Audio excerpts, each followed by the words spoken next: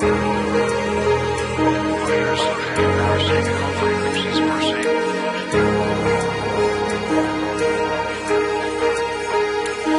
is an appeal